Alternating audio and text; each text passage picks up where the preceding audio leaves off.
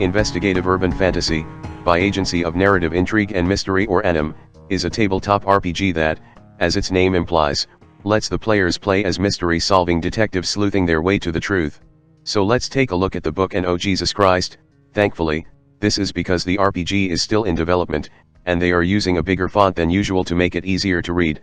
If the font size is resized to common font size used by other indie ttrpg works out there, it would be more like 200 pages long, but as I have mentioned just now, this game is still in development, so anything I just said could be changed after this date.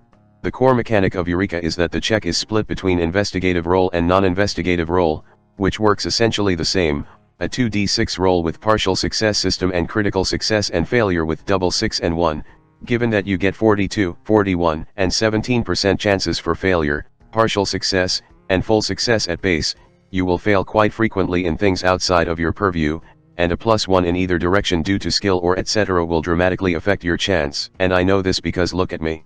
But, Eureka is designed like this: you are an investigator, every roll means facing a risk, so if you don't want to roll, you just have to avoid it through your cleverness and carefulness, but no matter what, you must dig for the truth, which is why there's a separation between investigative roll on things related to the investigation, and non-investigative roll on things that aren't. In fact, you want to roll as many of the former as possible. This is because for every time you roll investigative roll, you get investigative points, simulating how the more your investigator dig through, the closer they are to the bottom of it. You in fact get more of it if you fail, and when you reach 15 of it, you can slam the table and shout, as you will get 1 point for this. What is okay, I will stop. What is Eureka point for? Well, first, it can be used to obtain information lost on a previously failed investigative roll, or a partial success that didn't reveal everything. This also increases your composure, more on that later. It can also be used to add additional dice to a non-investigative check, increasing your success rate. Pity system of course exists in other narrative-focused ttrpg, but the way Eureka did it is interesting, as it makes the players want to scavenge information from everything that they can get their grubby hand on, but also make very careful planning outside of that. That is in essence, the core dice mechanic of Eureka, but the game is not complete with that alone. The funny thing about Eureka is that despite being an investigative type game, it has more pages about tactical combat, with a health system that's as close to realism as possible without being a pain to use like in some other crunchy ttrpg.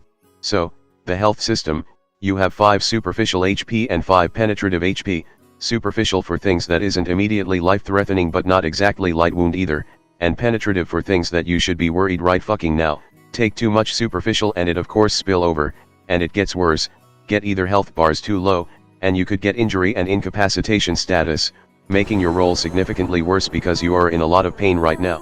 Get an injury roll bad enough at low health, and you might get a grievous wound that can potentially change the trajectory of your character's life, and reaching 0 penetrative means you are dead.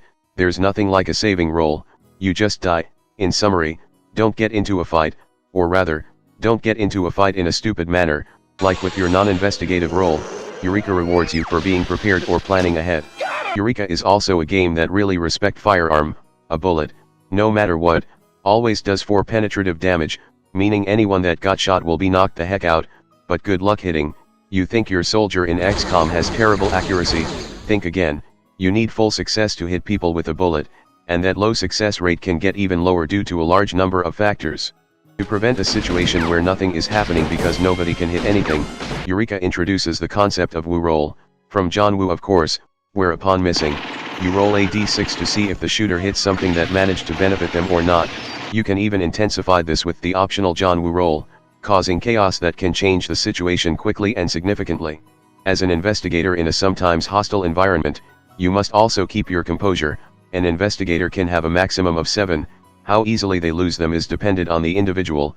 Composure is not your sanity track, you don't get san loss from losing all of them, but losing composure means your investigator will be distressed, fatigued, or overwhelmed.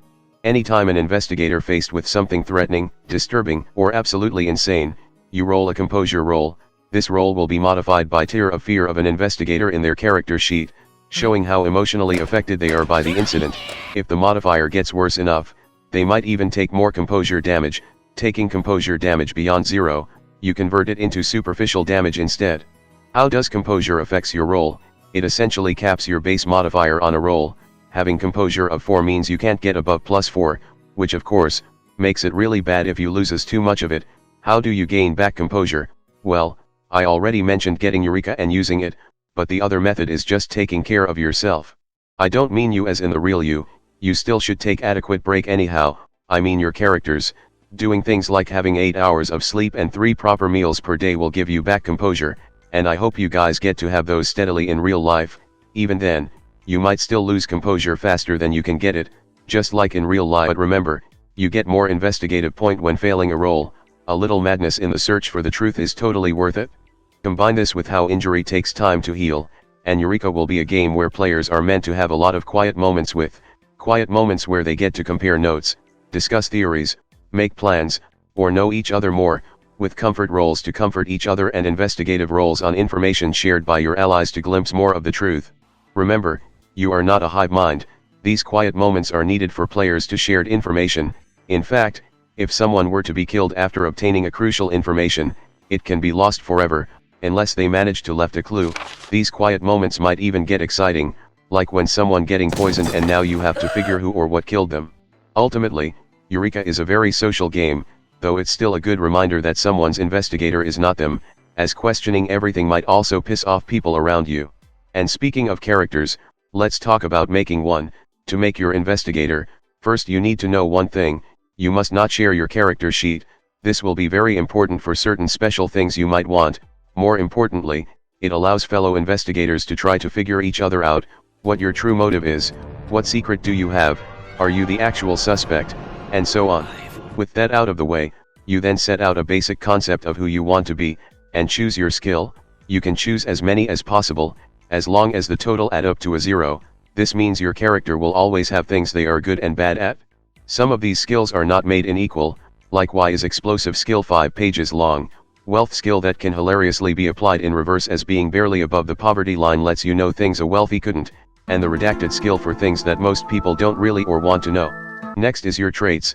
Up to 3 of them you can pick. You can have up to 6, but it increases the number of investigative points you need for Eureka. These dynamically changes what kind of investigator you will be, from a guy that just cannot die until the story ends, to get more investigative points when you tell the party to split up, to being too ignorant of actual danger to care, to Columbo. There's so many hilarious options in here. Then you choose what your investigator fears, from horrific to ridiculous. You are given a long list of mandatory fear and you must put it somewhere in your chart. There's no rule for where you can place them, but the narrator or the GM is going to ask you question if you put everything in ridiculous. You may also select optional fear to put in. And lastly, this is optional, there's your character's truth, something they have really strong belief on, a virtue, a flaw, or even both at once, but it must be something that will spurn them into action and or get them into trouble. For once per scene, if the investigator acts in accordance to their truth, they get a +1 bonus to their next 5 rolls unaffected by composure, but their action must not contradict their truth. Also, when I said acts in accordance to their truth, I mean choosing that option even when there's other choices available. An investigator having the truth of love violence does not trigger this when they have to solve problems with violence, but they will trigger it when they choose violence over any other options when they are available. You must not be forced to act in accordance to your truth, it must be of your own choice. And then you spend stuff for your inventory and you are good to go. But what if you wanted something more? While the setting within Eureka can be run for any sort of urban stories, the word urban fantasy is in its title for a reason. There is a supernatural side to this world.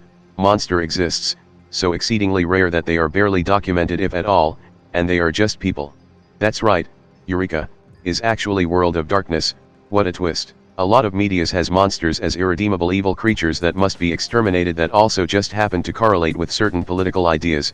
Then comes the counterculture where writer subverts this expectation where monster is simply misunderstood and wrongfully prosecuted. Eureka takes the Tokyo Ghoul route. I can't believe I managed to say those 2 words in the year of 2026. In Eureka, monsters are just people, normal folks, but they need to eat humans, not out of joy of slaughter, no, they must for sustenance, which of course makes for a very exciting moral dilemma when one of the investigators is a monster. To play as a monster, you simply pick one of the monstrous paranormal traits, and holy shit it's so long, you better read all of these, from abilities to weakness to exclusive ruling that entirely changes your investigator works. In Eureka, there's 6 types of monsters you can play as: vampire, fairy, wolfman, witch, Gorgon, and things from beyond, but what if you simply want to be a psychic? There's miscellaneous paranormal trade for that too, but even at this level, you should still worry about your secret leaking out. And that's basically it on Eureka, a perfectly normal game about normal investigation that's normal. I really like this one, the idea is great, and frankly, the book serves both as a system for an investigative game and a guideline for one. I fully recommend you to read it even if you're not gonna use it. It is kinda weird that the GM section specifically advise you to get adventure module to play instead of just making your own thing, but really, for a mystery investigative games like this, you really want to plan things out as a GM and not improvise things on the go. Anyway, you can get it now on itch.io. That's all for now, and I will see you all next time. Hello there, if you like this video, please subscribe and click that notification bell button. If you want to see the videos early as well as further support my channel, you can join in my Patreon page, or buy me some coffee, links in the description. Anyway, have a nice day.